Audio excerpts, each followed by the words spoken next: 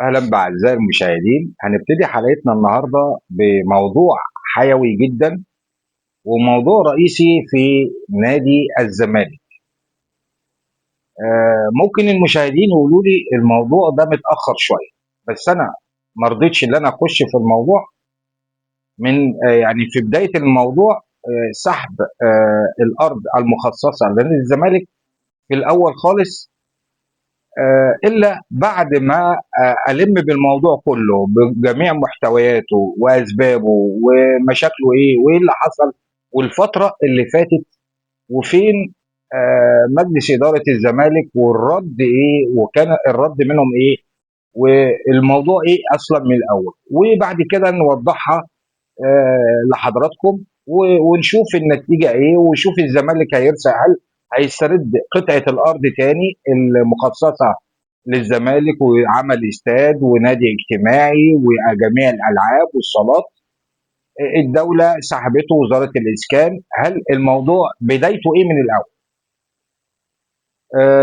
بدايته في الاول خالص ان الدوله طبعا بتراعي جميع الانديه، فخصصت لنادي الزمالك ارض في 6 اكتوبر ده سنه 2003. بدايه من 2003 الزمالك استلم الارض، قعد من 2003 لحد 2020 ما عملش حاجه في الارض خالص، لا بنى ولا حط قواعد ولا عمل ولا اسس ولا اي حاجه خالص. الارض فضلت فاضيه، ارض فضاء من 2003 لحد 2020.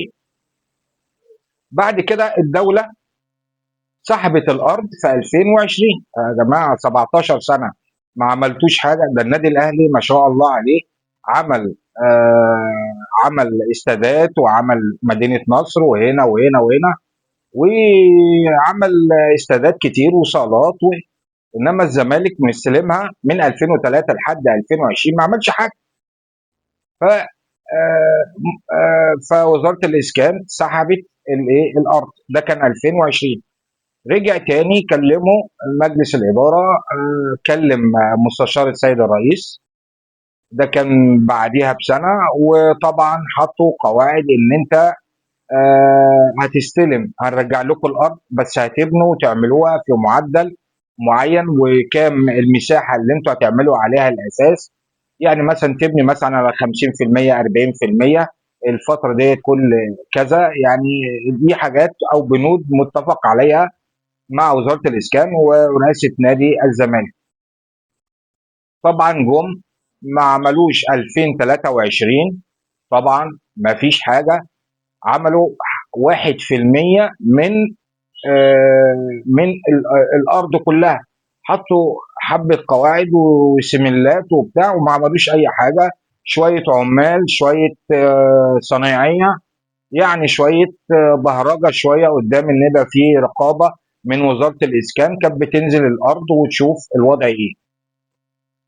بعد 2023 سحبوا الارض تاني ما عملوش حاجه، لكن برضو تدخل من مستشار السيد الرئيس برضو والكلام ان نادي الزمالك قلعه كبيره ولازم يكون في ارض ليهم ومش عارف ايه وفي مشاكل وفي معوقات. فالمهم بداوا تاني واتكلموا معاهم لحد كان في اغسطس 24 سنه 2024.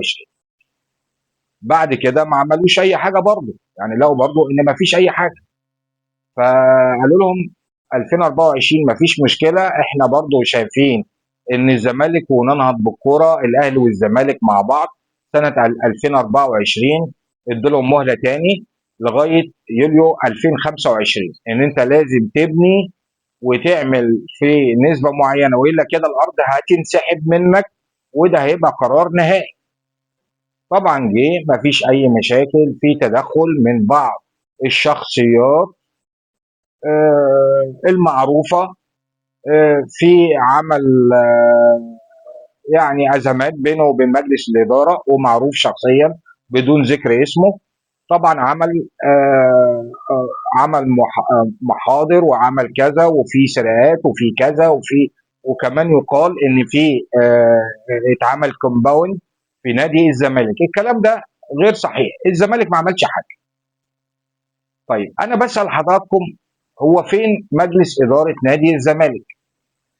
رئاسة نادي الزمالك أو أعضاء مجلس إدارة المجلس المعين في 9 شخصيات مهمة من رجال الأعمال في مصر، وهم اللي ماسكين مجلس إدارة نادي الزمالك. منهم هاني بيرزي، وهاني شكري، وكابتن حسين لبيب، والممدوح حسيني. دولت مش شخصيات ورجال أعمال كبار، يعني انتوا فين؟ طبعا ما تيجي انت حضرتك انت بتسال الشخصيات دول فين، ما عملوش اي حاجه ولا اي حاجه ان هم تدخلوا او تدخلوا. انتوا معاكم معاكم مثلا راس مال، ومعاكم انتوا رجال اعمال بتساعدوا نادي الزمالك. فين ممدوح عباس؟ الموضوع يعني متشابك، مش فاهم اي حاجه. الناس دي بتشتغل بعقليه منظمه ولا مش عقليه منظمه في ترتيب اوراق نادي الزمالك؟ وعيب جدا لما يكون الدوله تخش تتدخل في سحب قطعه ارض. خلى ان مجلس الاداره يعني يعني وشه عارم جدا ان هو ما يفكرش او يعمل اي حاجه بالنسبه للدوله. انتوا فين؟ طبعا احنا لما نيجي نراجع برضو، وان مجلس اداره نادي الزمالك على الفترات سنتين او 3 سنين اللي فاتت، لما تيجي تلاحظ حاجه حضرتك، كل سنه او كل 6 شهور بتطلع مشاكل كتيره في الزمالك. ايه هي؟ وقف القيد في الزمالك، لعيب بيشتكي الزمالك، ده مدرب ليه فلوس عند الزمالك، واحد بقاله 10 سنين 15 سنه اللي كان معدي جنب سور نادي الزمالك ويفتكر ان كان ليه فلوس عند نادي الزمالك. الكلام ده يعني مثلا لو انا وانت قاعدين على القهوه، لكن الكلام ده فيه كلام وفيه اوراق منظمه وفيه جهات منظمه وشخصيات منظمه ان هي تعمل معوقات ومشاكل في نادي الزمالك. طبعا كل الناس هتفتكر تقول لك مرتضى منصور بعد ما اتشال 2020 وجه المجلس المعين اللي هو بقياده حسين لبيب، بدا ان هو بيبقى فيه مشاكل بعد كده. ايه المشاكل؟ وقف القيد. هل هو مرتضى منصور ليه يد مع بعض الوكلاء وبعض الناس ان هو يبقى كل شويه في معوقات ان المجلس ده يمشي ما يقعدش؟ هل هو مرتضى منصور ليه يد ان هو سحب قطعه الارض من نادي الزمالك؟ هل مرتضى منصور ليه سبب في مشاكل نادي الزمالك ومعوقات نادي الزمالك؟ الله اعلم، بس هو طلع ونفى. آه انا بتكلم مع حسين لبيب، رساله بوجهها للكابتن حسين لبيب. حسين لبيب، حضرتك فين؟ لا في رد ولا في اي حاجه ولا في اجابات تطلع توضحها لجماهير نادي الزمالك. جماهير نادي الزمالك ان انت تيجي انت عمال تقول انا جبت جين ادوارد وجيت وعملت وسويت وبجيب صفقات لنادي الزمالك. بعد صفقات نادي الزمالك اللي اتمها ايه وبعد يعني مثلا عندك علاء صادق يقول لك اصل جون ادوارد جه معين من الدوله، وجه مش عارف في شغل بيتعمل. يعني علاء صادق بيوجه ان الدوله بمسانده لنادي الزمالك، بعديها بفتره سحب النادي سحب قطعه الارض من نادي الزمالك. ففي حاجات معينه ان في ناس بتحارب بالكلام بالفعل، وفي حاجات من تحت الترابيزه يعني، وفي حاجات بتتعمل علني غير اللجان اللي شغاله في حرب نادي الزمالك. لازم يبقى في وقفه. مجلس الاداره لازم يبقى نادي كبير ويقف ويحدد ويطلع بتصريحات. مرتضى منصور قبل كده كان بيطلع بيقول تصريحات وبيواجه، بس كانت التصريحات بتاعته يعني شديده، وبيجي انتقادات لجميع الناس. اللي كان بيجيب انتقادات قبل ما يجيب انتقادات ليه هو بيجيب انتقادات لنادي الزمالك. فاحنا مش عايزين ان يبقى في صراع بين نادي مجلس اداره نادي الزمالك وبين وزاره الاسكان او جهه من جهات الدوله. عاوزين تقفوا وقفه وتشوفوا استرداد قطعه الارض. فانا بوجه نداء: حسين لبيب، اطلع يا كابتن واتكلم وشوف وضعك ايه، وضع الدوله ايه، ووضع الزمالك ايه مع الدوله ومع قطعه الارض. مش هتحل حاجه ومش هتعمل حاجه ومش هتقفوا. مجلس الاداره المكتوف اللي هو طالع اعضاء مجلس الاداره بيطلع ان هو اسما فقط، اسما، اعضاء مجلس اداره نادي الزمالك. هل هم اسما فقط متعينين ياخدوا كاسم شهره في الدوله كتجاره وحاجات تانية ومصالح شخصيه، ولا انت طالع لصالح نادي الزمالك وتقف جنبه؟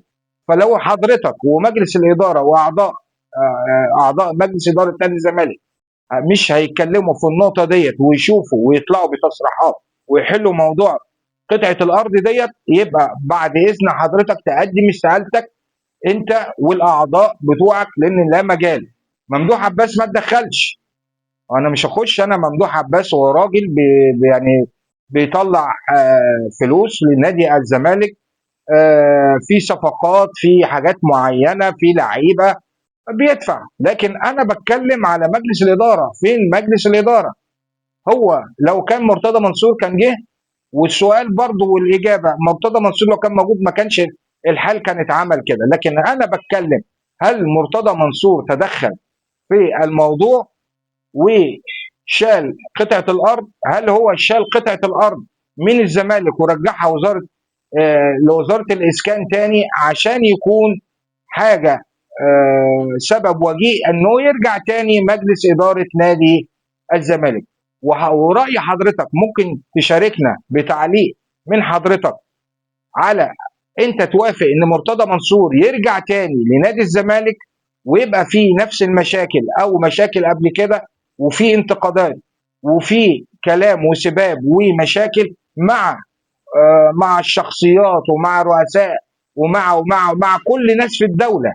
احنا عاوزين نشتغل بشكل هادي. نادي الزمالك عاوز يشتغل على هدوء، بنفس ما قمنا مع جون ادوارد ما بدأ ان هو يهدي الرأي العام ومفيش حد يعرف عن مشاكل نادي الزمالك، وبدأ ان هو يحط رجل الزمالك على الخطوة السليمة والمظبوطة ان هو في تطوير الكرة في الزمالك. شكرا والسلام عليكم ورحمة الله.